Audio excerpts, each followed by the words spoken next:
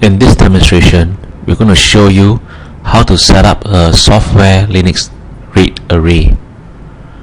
RAID stands for redundancy or redundant array of inexpensive disks.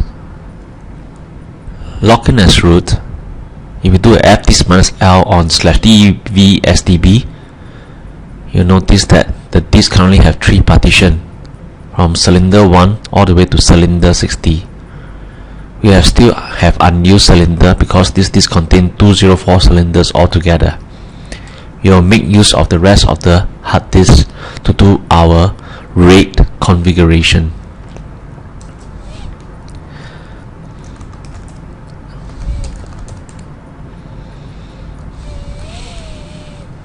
Do this on SDB.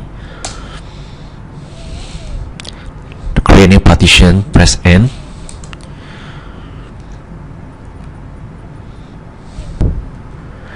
We'll create extended partitions starting from cylinder 61 because the last cylinder end at 60, and you end at the last cylinder 204 for the extended partition. Press P to print the partition table, and you notice that SDB4 is the extended partition. Within the extended partition, we will create 3 logical partitions. Do N. The logical partition will start at 61 because the extended partition is at 61. And we specify 20 megabyte. Do a print to check SDB5 is created. Create 2 more. Second logical partition start at 81 because the first logical stop at 80. Plus 20 megabyte. Print to check. Create the last logical partition, and we can specify 20 megabyte. Do a print to check. So we have created 3 logical partition within the extended partition. Notice that the partition ID is Linux. We will need to change to Linux RAID auto detect. To do that, press T to toggle. Select the partition on the toggle, which is starting from 5. Do a L to list, and we need to select FD for Linux auto RAID partition ID. Pray to check. You notice that it has been changed to Linux RAID auto detect. We'll do the same for the other 2 logical partition. T6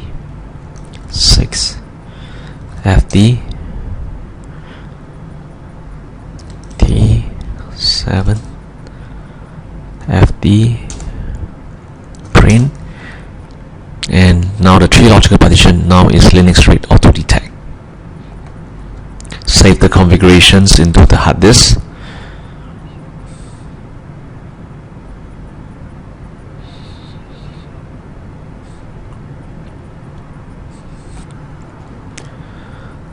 Do a partition probe every time you finish the fdisk, so that the kernel will reread the new information on the hard disk.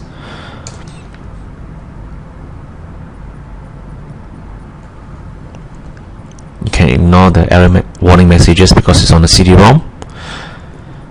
Let's do a clear screen. This check again by doing fdisk-l on SDB. This is the newly created logical partition.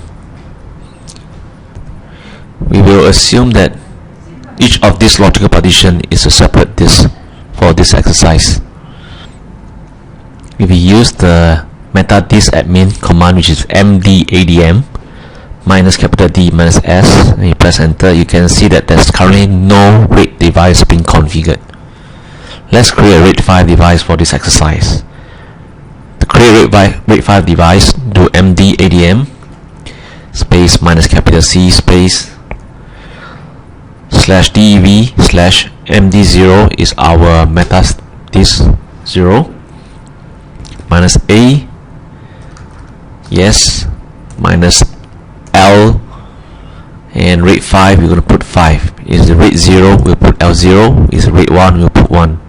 In this case it's RAID 5, so we put L5. The number of disks minus N3.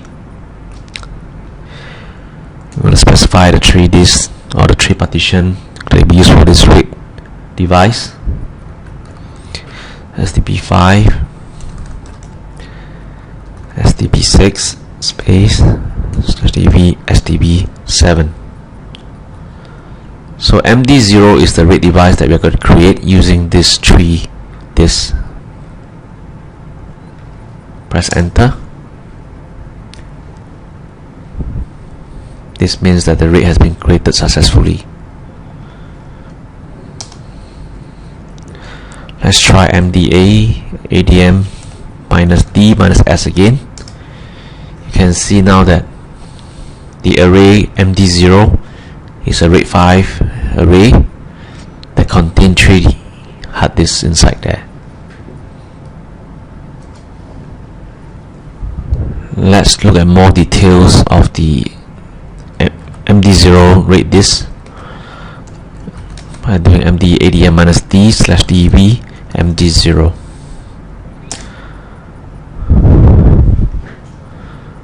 As you can see, it's a RAID 5 device. The array size is 41 megabyte. The device size is 20 megabyte, which is the hard disk size. There are altogether 3 RAID devices, and the state is clean for this RAID 5 device. That means it's good. And these are the devices that make up the RAID device MD0, and each of these is active sync, which is a good status. RAID 5 device can tolerate at least 1 hard disk failure, so let's try to simulate 1 hard disk failure.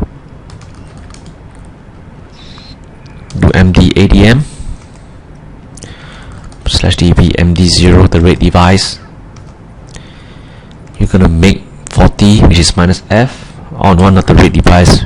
Let's pick SDB6, and then we'll remove SDB6 after we make it 40.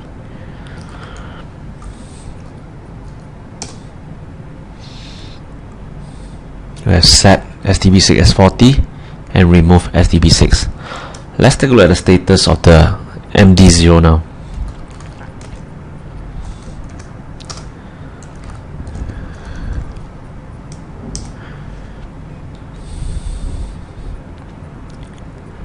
You notice that now the state has become clean, but it's degraded. That means something is wrong, but it's still functioning. Instead of 3 active devices, you get 2. Instead of 3 working devices, you get 2 also. The total device is now 2 rather than 3. And you notice that SDB5 and SDB6 are active and in sync, but SDB6 is missing or removed. Now, assuming that we have fixed SDB6, we can actually plug back the hard disk into the MD0 again. Do md_adm /dev/md0 space -a is to add back SDB6. Now you can see that SDB6 is re-added into MD0. Let's check the status of MD0. You notice that now the total device is 3 again. The state is clean. The active device is 3, working device is 3, and SDB6 is active and in sync again. the device is functioning properly again. Note that for RAID 5 device, you only can tolerate one hard disk failure. You have more than one hard disk failure, the device will corrupt and your data will not be recoverable. To make use of this RAID device we just created as a file system, we need to format it. Let's try formatting by doing mkfs make file system.ext3, the ext3 file system on /db md0.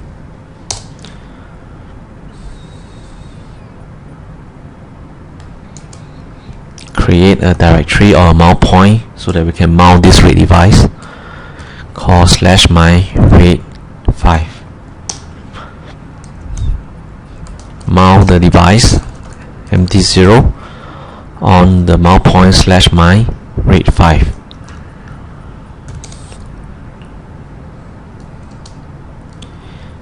Clear screen. If you do a df-h, you should see that my RAID5 is now mounted with the partition /db md0. So you can start storing your files into the directory my RAID5 and it will be stored inside the array md0. This concludes the demo session.